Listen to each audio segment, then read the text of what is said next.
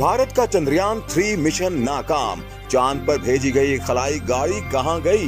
Space agency के ताजा बयान ने तहलका मचा दिया।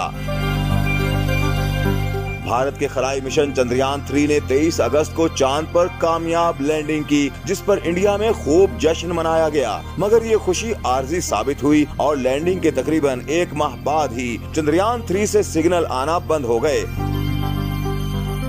भारतीय स्पेस एजेंसी इसरो के मुताबिक चांद के जनूबी कुतब पर शदीद ठंड के बायस खलाई मिशन की बैटरियों को शदीद नुकसान पहुंचा है, जिसके बायस उनका चंद्रयान 3 से राबिता मुनक़ता हो गया है।